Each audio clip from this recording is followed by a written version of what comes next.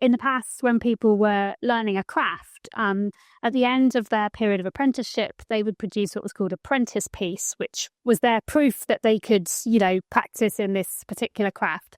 And I always think about the dissertation as being a kind of apprentice piece, that here's all the stuff that you've learned about how we go about thinking about history, writing history, researching history, and then you can put it all together in your dissertation that you've done on your particular topic where you've become the expert. So that's a really important part of the third year. When it comes to the dissertation, the students get to choose their own projects entirely. So some of them will come to that with an idea that they've been developing since maybe even before they started their degree. So some of them are really passionate about what they're choosing to do. Others will pick up on something that they've come across in one of their modules, or maybe will develop the work they've done and in that stage to independent research module.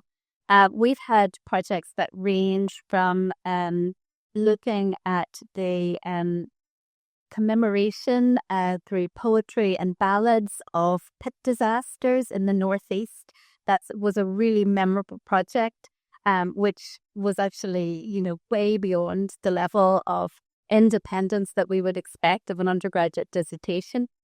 And I think that speaks to the training that the students get on this degree program. But we've had, a whole range of different kinds of projects. Sometimes students will look at a topic which is much more literary. Sometimes they will take a direction that's much more kind of historical.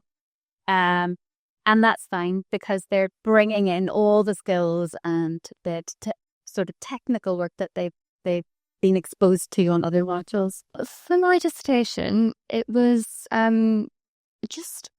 I came to it by a book that I had seen in a shop, and it's not a subject that I have been introduced to at all. I feel as though anti-fascism within the 30s and 40s is something that is quite overlooked. And that was my motivation to get me started into doing this dissertation, because I feel it is an intrinsic part of British history that needs to be studied.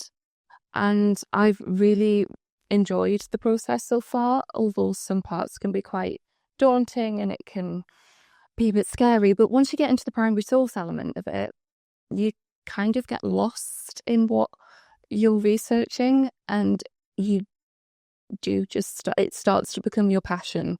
Like literally this project that you studied for 9 months becomes something that you become so deeply invested in. Obviously the dissertation is overwhelming. I think everyone would say that at first, but it's really helpful when you're given your supervisors. For English and history you get given 2, and normally you get just 1. So I have one from the history building and one from the literature building, and we all meet together and talk about my dissertation. And it's really helpful to get 2 perspectives on a dissertation when it's not just obviously one kind of topic. It's not English or history, it's kind of a mix of both. So I think with a dissertation it can seem really scary at first, but everyone's always wanting to help you. Your supervisors are there to help you, and it's just kind of taking a leap of faith with a topic that you feel passionate about, and then everything kind of falls into place from there. You just got to do a lot of reading and work hard. But apart from that, I've actually found it the most enjoyable thing that I've done in my degree so far, because it's something that I'm really passionate about.